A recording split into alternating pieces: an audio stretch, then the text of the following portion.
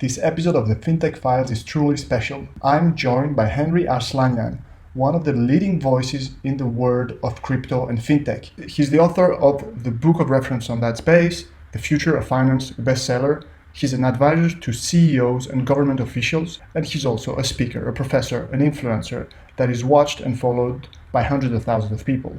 Tune in to hear from Henri about the future of finance. Henri, welcome to the Fintech Files. Thanks for having me. Really exciting to have you here. As a follower, as a fan, I've seen that previously you had some perhaps worrying news about your health, but I've seen as well your latest crypto capsule, and you seem to be really back with a lot of energy. But let me ask you, how are you feeling today? I'm back in my usual 120% top shape. No, as you mentioned, George, I was tested positive to COVID a couple of weeks ago now. And what was strange is I didn't have any coughing, no head, no fever, no loss of smell, that kind of stuff. However, my legs were really hurting and my lower back was hurting and I was very tired. So thankfully I went and got tested and, and they found out that actually the COVID pneumonia had spread to both my lungs. And I always say that thankfully I got tested and, I was able to get the care I need because God forbid I could have contaminated without me knowing it. Please wear a mask. You're not doing it for yourself. You're doing it for people around you who may be more vulnerable or have preconditions. And second, if in your country you're in right now, testing is possible, please do so. In my case, it was actually very, very helpful. So I was lucky here in Armenia, it's relatively easy. You're able to get tested pretty quickly. But again, whoever can, please do so. This is not a political statement. This is not something about your freedom and rights. It's honestly about basic empathy for other people. So make sure you're wearing a mask and you're respecting, the basic courtesy of other human beings around you. Yeah, wonderful message. I think we can hear it more and more. We should never enough. But let's jump straight into it. And you've written this book, The Future of Finance, which is for me an absolute reference. A wonderful book, an absolute reference in terms of understanding what's going on in the world of fintech. Your book starts with, we're going through perhaps the most exciting times in financial services. Could you tell us a bit why? Absolutely, George. I mean, as you mentioned in my last book, which by the way has become a global top 10 bestseller, I'm very touched of the reception that the book has received globally. You're right. I start really by mentioning that this is the most exciting time in financial history. And really what I believe is that our children, our grandchildren, are going to look back at the period we're in right now and realize how fundamentals happen, not only in the field of the finance as we know it, but also money. For example, I consider myself very privileged that probably in our lifetime, we're going to see for the first time in generations, the creation of like a third way of central bank backed money. Today you have the dollar bill that you hold in your hands, there's reserved at the central bank. And probably over the next couple of years, we'll see money, digital crypto assets issued by the central bank. And I think it's a privilege for us to be able to see this. So, and not only I'm able to have the opportunity to live it, but I think in part, I have a chance in actually being part of the transformation. And, I'm very grateful for that every day. Well, you're now an internationally recognized leader in fintech. Lots of people look up to you for information updates and whatever. But could you tell me what brought you to finance and fintech in the first place? Absolutely. No, in Montreal, Canada, very typical Armenian background, and when I did my regular school curriculum. But then I went to law school, actually. And, when I was in law school, I obviously ended up being a lawyer. And I started working actually as a lawyer. And then I was realizing, I said, hey, the legal profession needs to change. And actually then I went to banking and I was in investment banking at the UBS in Hong Kong for a couple of years. And I really thought, when I was there, I realized, whoa, banking has really to change. I mean, I was amazed how many functions were still manual, humans were required and so on and so forth. And that's where I really started questioning myself about what is the future of finance going to look like. I still remember very vividly when I left the bank that I was working for to join the fintech ecosystem. People thought fintech was the name of a company, so I had to start my speeches saying, what is fintech? Fintech is the use of technology, so on and so forth. So it changed quite a lot at that time. And really the problem I find with finance today is that we have ways now to do things more efficiently, more effectively, but also that are not only better for shareholders, but also the public as a whole. For example, I'm very proud to see how the impact that fintech has had in in combating, the unbanked, or helping financial inclusion more broadly over the last couple of years. And I really believe now, when we look at the future of money with cryptocurrencies, central bank digital currencies, we're hopefully going to be able to tackle some of the biggest issues we've never been able to tackle, like even in really getting rid, of the unbanked situation around the world, but also trying to tackle big problems like money laundering, corruption. At least for the first time, we'll have a chance to tackle it using the latest tools that are available. So I'm very, very excited about what's happening, not only in the future of finance, but also when it comes to the future of money. Yeah, wow.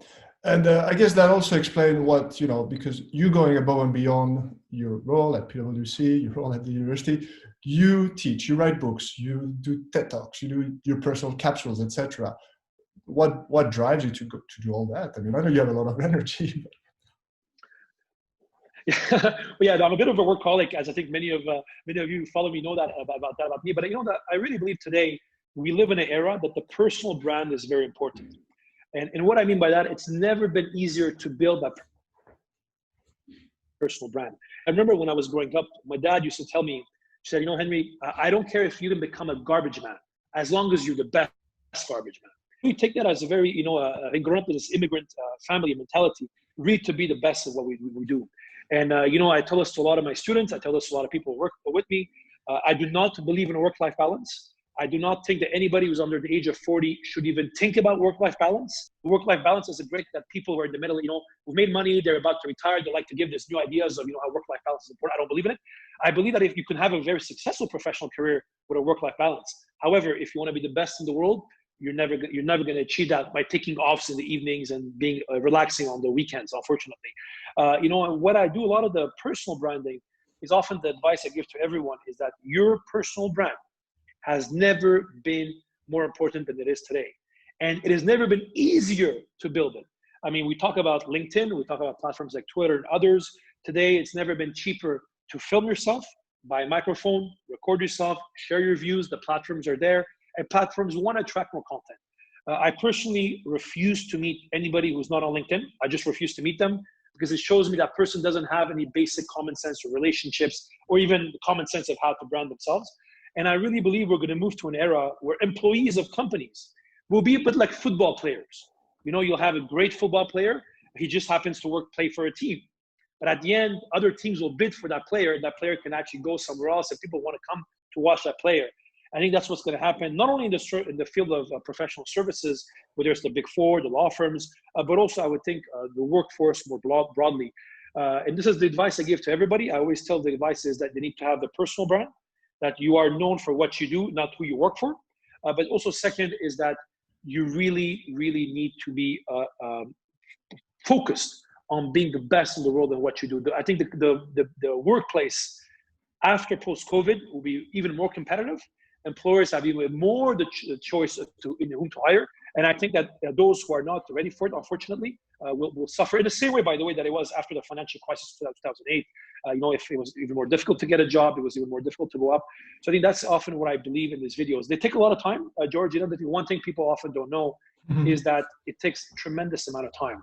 My weekly 60-second video that you mentioned, my crypto capsule, which is aired on LinkedIn, takes me at least 4 to 6 hours every week, at least minimum. My newsletter that comes out every Saturday, actually starting again next month, takes me easily between 12 to 15 hours every week.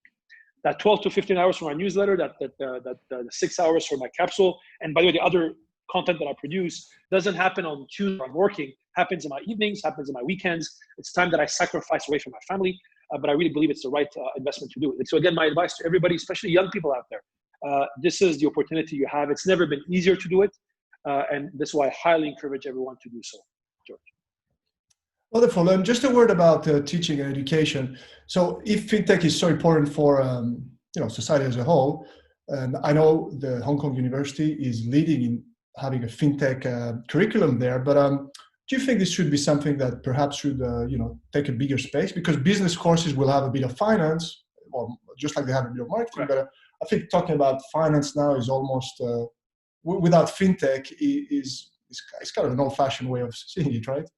I mean, it's interesting. When I launched my first fintech course, it's been almost 5 years now, actually. I remember the first conversations I had with the university staff, telling them, I want to teach a course on fintech. And the reason was very simple, was because I think it's unacceptable that in 2020, at a time in 2015, it's the same reasoning, we let people graduate out of business schools, we let people graduate out of engineering programs and others with no courses on fintech. Considering they're the generation that will be the most severely impacted by what's coming ahead.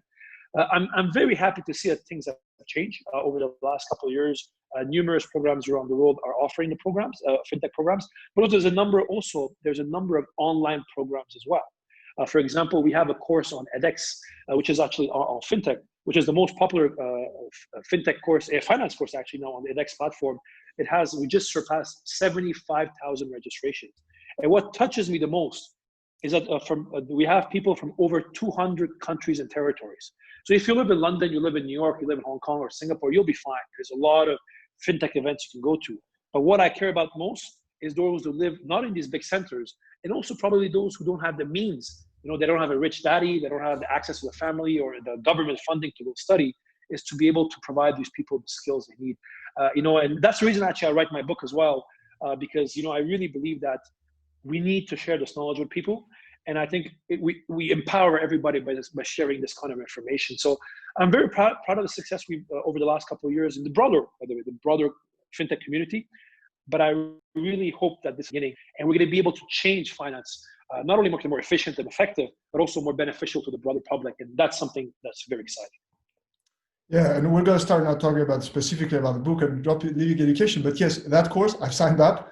What amazes me is it's £500, right? So something like that, which means, if it's thousands of pounds, you might think, oh, what's the ROI, etc. But I've just seen it and I've seen, wow, this is really the future of education, because I can see as well how the videos are not just talking heads. But George, on that point, the course is $500 to get the certificate, but actually attending it is free. So anybody who's listening can go attend for free. All the professors, we did that for free as well. And I really believe universities will need to go through a massive transformation. The idea that I've been very fortunate in my life. I used to be very, very good at school. I won numerous awards, and medals and stuff like that. And I have 3 master's degrees, So, and honestly, I find that the whole education system, even the education I've received, didn't make me ready for the real world. And I think universities, hopefully COVID now is catalyzing a lot of the changes. They need to change everything from stupid things like the tenure for professors to the way the universities are run, to the way actually the way we teach, the way we examine students. I found we still have exams where students will cram in like we all did. They forget everything the next day. And I think anybody who thinks when they graduated out of university, they're never going to need to go back, they're making a massive mistake. I personally believe that every 5 years, I'm going to need to completely reinvent myself. Now I'm in, crypto. 5 years, God knows, maybe I'll be in the cups business. I'll be in something else. You will need to completely reinvent yourself. And this is why every time I finish teaching a course at the university, I bring a chair in the middle of the class. And I tell people, you should always sit on the edge of your seat. Never be comfortable. The day you're comfortable, the day you think you've done it, you're comfortable, you're done. And you can ask all my students, I've done this for the last 10 years I've been teaching. I bring this chair, and this is the one message I tell everybody: you need to be paranoid. To this day, many people are surprised. They say, Henri, you're ranked #1, you're doing all this, you're also successful. In my calendar, I can show you right now, every month I have a 2-hour block where I go by myself on a balcony and I will reflect on how am I getting disrupted, how my competitors are coming in, how others are coming in, and I'm continuously paranoid. And I think this is the mentality people need, unfortunately, to have to be able to survive. I was telling everybody during COVID, we had the COVID, living in Hong Kong, we kind of experienced COVID, that we're back from the future. And I spent my entire January, February, Chinese New Year, the next 2-3 weeks, working on my next book, which is coming out next summer, by the way. I was listening to people being complained because they're getting bored, they're watching Netflix. Honestly, yes, watch Netflix as a break, but this was a golden opportunity for everyone around the world to upskill yourself. Those who have access to Wi-Fi, broadband, and so on and so forth, to upskill yourself, learn new skills, like you did, George. Take these courses on fintech, and gain this new knowledge, because the world post-COVID will be even more difficult and, unfortunately, more unequal. Because again, right now, for example, I have 2 young kids. I have a 4-year-old and I have a 1-year-old. My 4-year-old right now, she's doing, online teaching. We have tutors and so on and so forth. But that's because we have, thankfully, I'm able to afford that. This is the same problem we'd see in other parts in the world where you have summer camp, where students don't have the ability to go and get these educational, and so on and so forth. And unfortunately, I think the world will be even more unequal, unfortunately, post-COVID. And this makes it, for all your listeners, the market even more competitive. Yes, I think it's about being paranoid, but I think it's also what a wonderful opportunity that you can, if you can learn something really new every 5 years or continuously. Correct. So, I mean, we'll do a separate podcast about the future of education. Let's get right into the book and the fintech. And I would like to start by, if you could give us a little bit of your perspective in terms of the ecosystem, how it's evolved, how regulation is influencing it. And, from the time when we saw the neobanks coming into now, perhaps a more complex fintech ecosystem. Correct. No, absolutely. I mean, regulations are very important. If I put my lawyer hat on for a second, I think regulations actually have a very positive role in society. Yes, we need to make sure we find the right level of regulation, but in many industries of fintech today, people traditionally used to blame the regulators. They would say, regulations are not allowing this, regulators are this and that. I would say generally, most countries in the world right now, the regulators are pretty much on top of the ball. I mean, I'll give a great example on crypto, for example, digital assets. Today, only 5% of regulators do not have somebody working on crypto. And I think it's very important to say, like, regulators in many ways have done their work. Where I find actually regulators have been unjustly blamed, many from the banks who say, oh no, we cannot do this because, oh no, regulators and regulations and so on and so forth. And that's why I think, personally as a lawyer, I always find that very quite sad, because we kind of blame regulations and nobody actually challenges that to go actually see what's happening. So I think when it comes to the broader area, like, in many areas in the world, regulators have been pushing for change. I'll give you a very good example in Hong Kong based. The banking system is pretty, honestly, those are banks. I can guarantee you people in Hong Kong, they'll tell you they hate their bank. And I would say this is pretty much a phenomenon around the world. Mm-hmm. And then the central bank realized they need to push for change. And what they did, they issued 8 new virtual bank licenses. Hong Kong is a market that is 95% banked. And they brought in 8 new competitors, mainly from large technology firms. And since then, by magic, we have seen a lot of the traditional banks really up their game, try to be more user-friendly, better customer service, better tech platforms. And I think let's let the market compete. Some of them will succeed, great, and the customers will benefit. Some of them, unfortunately, will not, and that's the law of the market. And I think that's the beauty of fintech and the new competitive space that it brings into the space that, frankly, needed some shakeup. This Hong Kong perspective, this Asian perspective, is a really interesting one. I remember many years ago, I was in Korea, I think after the World Cup, and I saw people, they were somehow standing in front of their phone. And it took me a week to understand that they were taking pictures. And then 6 months later, it's coming everywhere. So what else is there from a Hong Kong perspective that you tell us a bit more, perhaps things that we might have missed out, and how big the platforms are and things like that? It's interesting. Whenever I speak to people in London and especially the US, is I find a lot of people are focused on Silicon Valley. They're focused on what's happening in the West. This is probably the biggest mistake. Anybody of your listeners around the world, if you want to see what the future of finance looks like, you should not go to Silicon Valley. Instead, you should go to Beijing, you should go to Shenzhen, you should go to China. There's no doubt about it. When it comes to, for example, B2C fintech, China is easily 3 to 4 years ahead of the rest of the world. In certain verticals like InsurTech, for example, China is easily, potentially 7, 8, if not more, 10 years ahead of the rest of the world. And I think that even in look at areas like digital assets, despite being a ban in China on Bitcoin, I would say Asia is where the action is happening right now globally. And I find it's actually very sad because, a lot of these changes going on is really the bold and the fast pace of change would benefit a lot of the people in emerging markets, whether they're in Eastern Europe, in Africa, in the Middle East, and South America, to actually pay a bit more attention to what's happening in Asia, to let them visualize and help them, empower them with the skills they need as they think about their own strategy of how the future of finance in their own country will look like. And I think that's something that Asia has done fantastically well. It's very, very, very, at the same time, very humbling to look at what's been happening from that perspective. We should look east. And one thing we see, for example, here, typically we see startups starting with one specific area. Let's say they start in foreign exchange transaction, and then usually getting a bank license and going horizontal. But you mentioned in the book that platform seems to be the way forward, uh, and it's perhaps a winner-take-all game. So could you tell us a bit more about that? Well, platforms are already, I would say, in many ways, the winning platform. We're seeing it already. You're seeing it in China with platforms like what Ant Financial is doing, what WeChat is doing, and you're seeing the same in the West as well with what Amazon is doing, for example, right? Mm. The rise of platforms is, I think, one going to look back in history in 30, 40 years, really one of the defining moments of how finance has changed. And and you're mentioning that about the startups as well. That's one thing I find very interesting in Asia. Not only you have the big platforms where that become kind of everybody's lives, but also that's also how startups think. I often like to think that in the West you have these startups that come up, they're very, very good at what they do, they want to become a unicorn. But I would argue that in Asia, many of them come and they actually become octopuses because they're involved in so many different verticals, and they actually become a big octopus that is very difficult to stop, because even though somebody comes and try to kill one of the businesses, you have all the other tentacles of the octopus that are still growing and growing very fast. So I think that's a very different way of, I think, what you're seeing in Asia and what we're seeing in the West.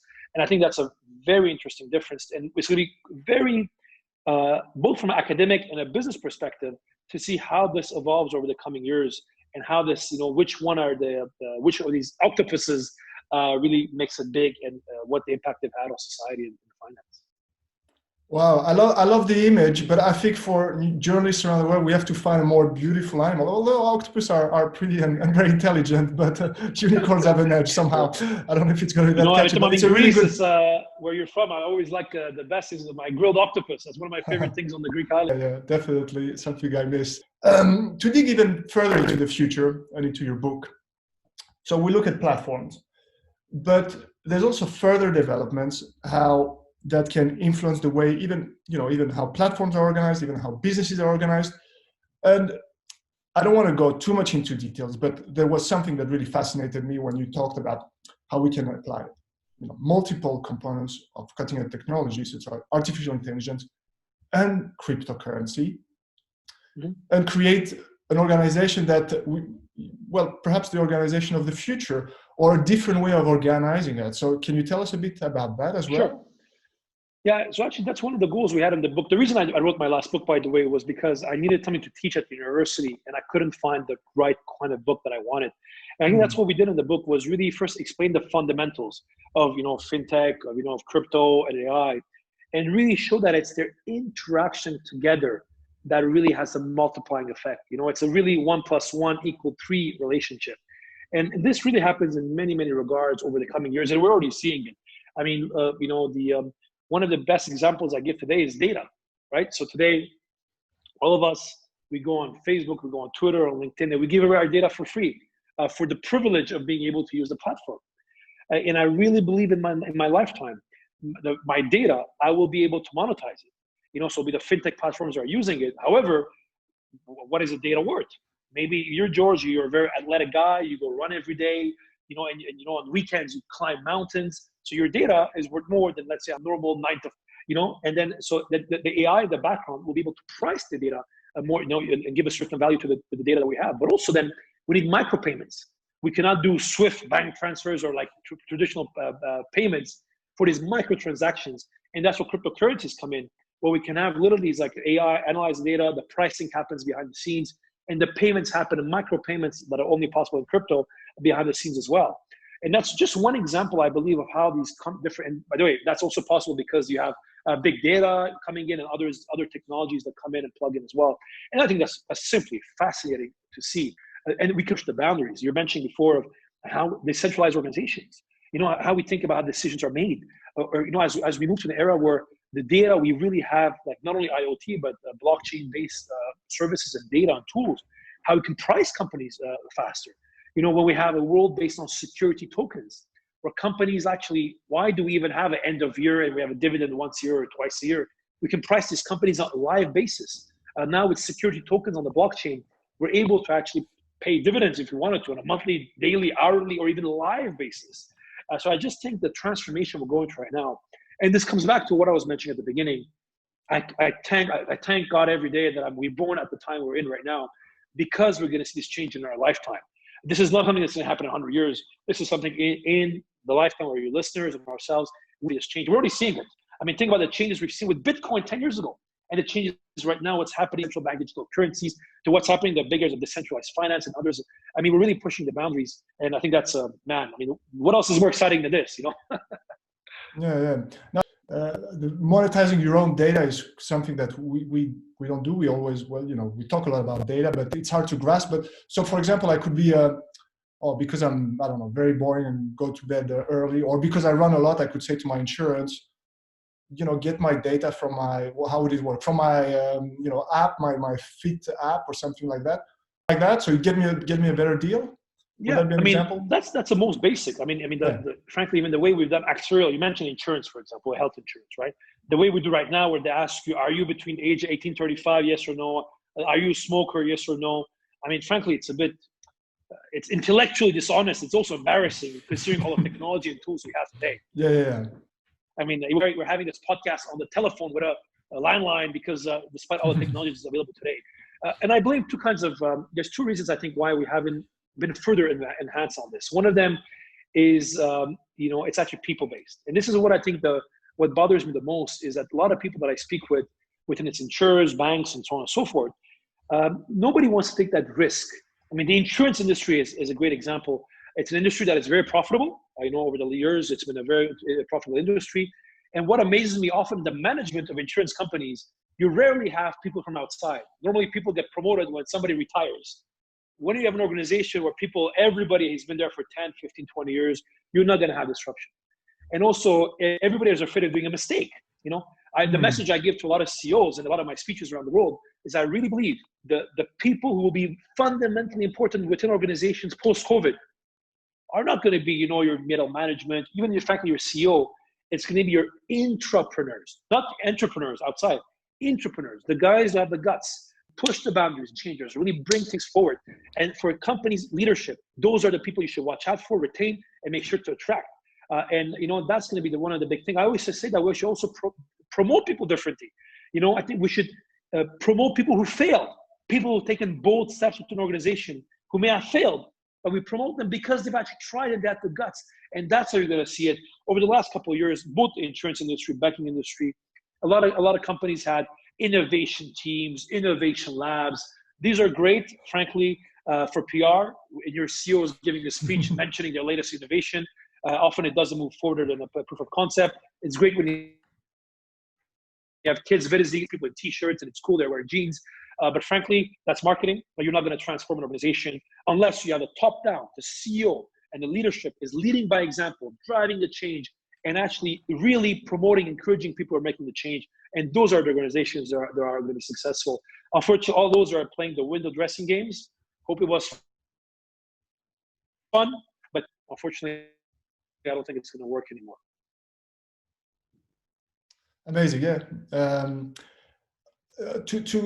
Again, because this is such an important concept, the data, the way things can change fundamentally.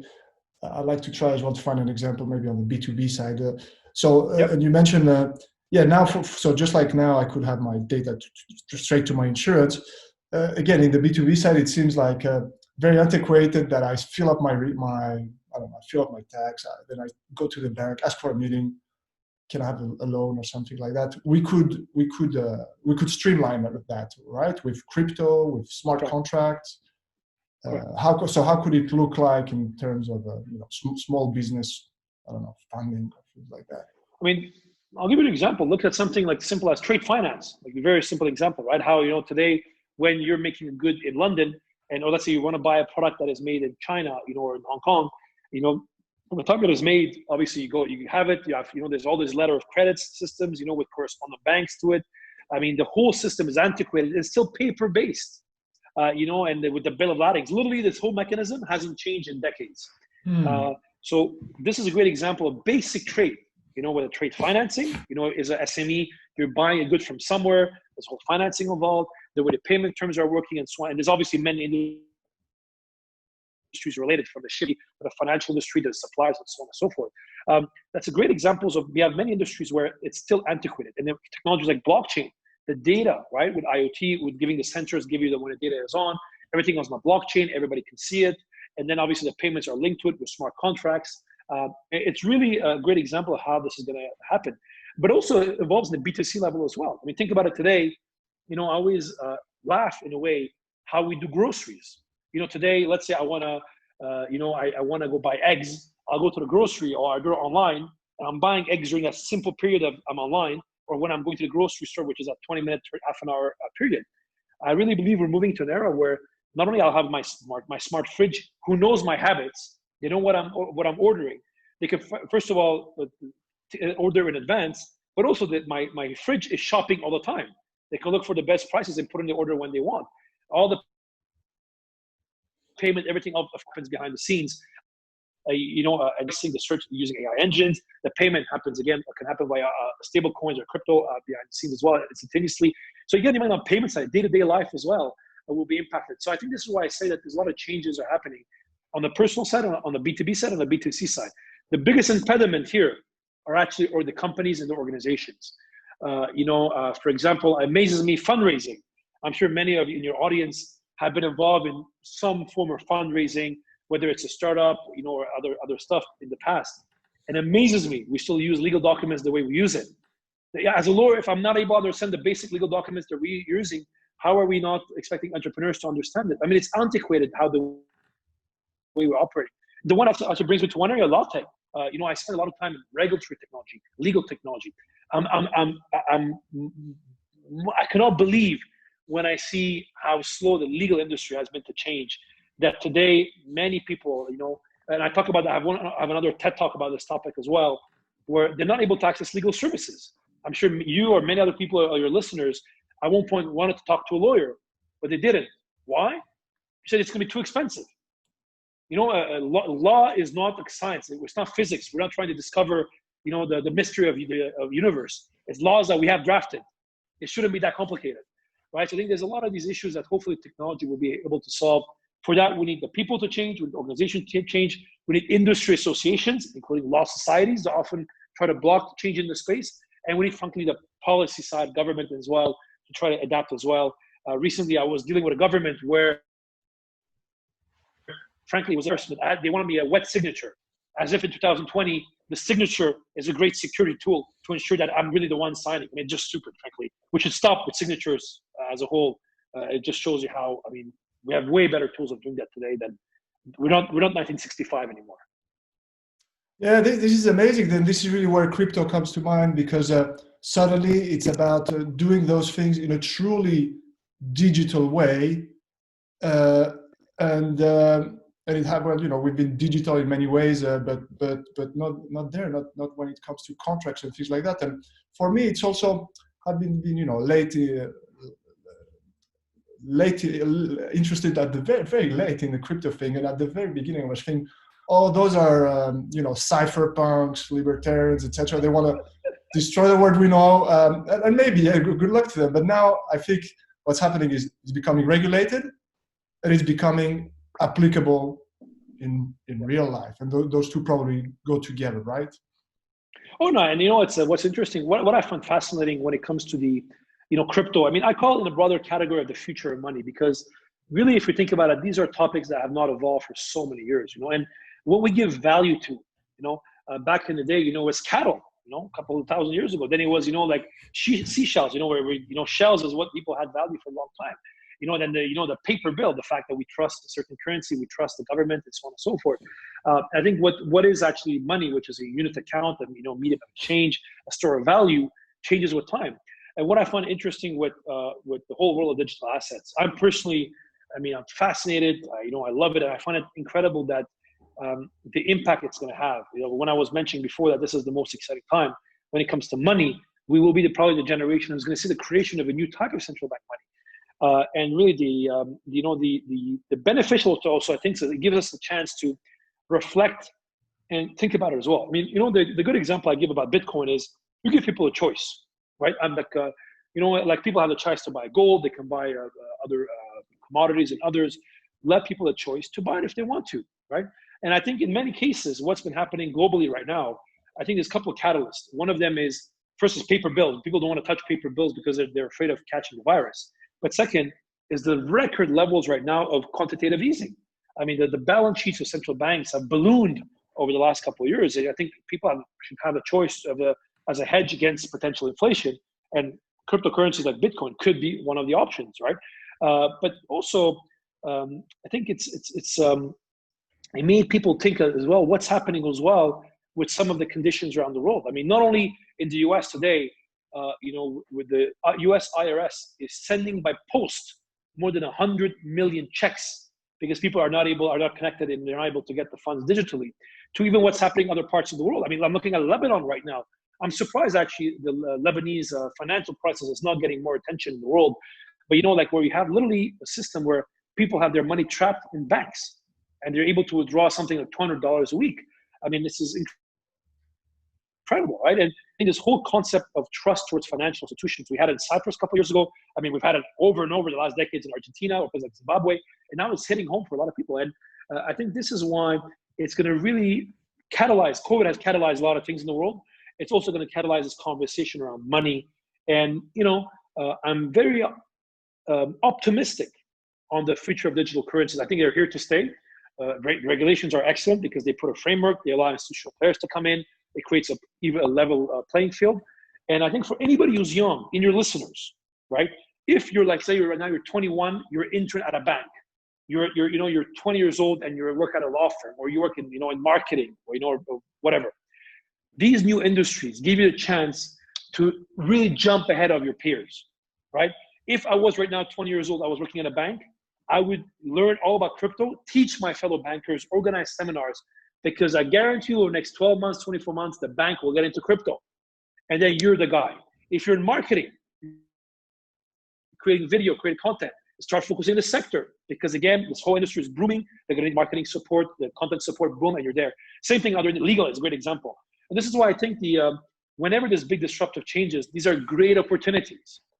If, again, it comes back to what I was saying, you're paranoid, you're sitting on the edge of your seat, you capture these opportunities, it gives an ample opportunity to anybody to jump ahead in your career, even in difficult times like these.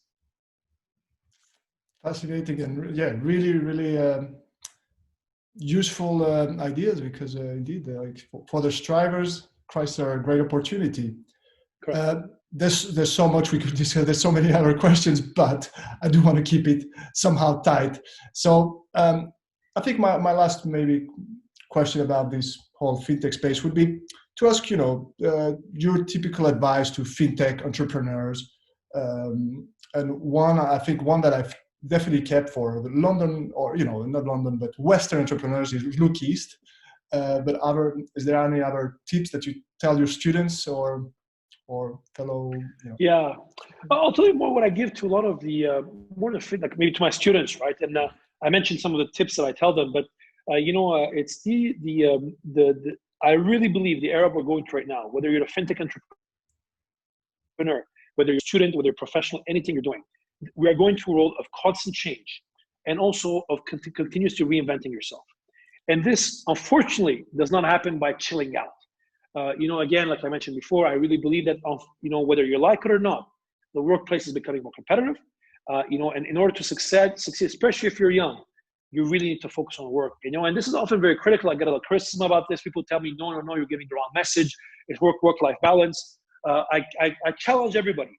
Any of the entrepreneurs you see on TV, all the big billionaires you see, the millionaires, even at the organizations you work for, anybody who works in a company, go see the most successful person in that company.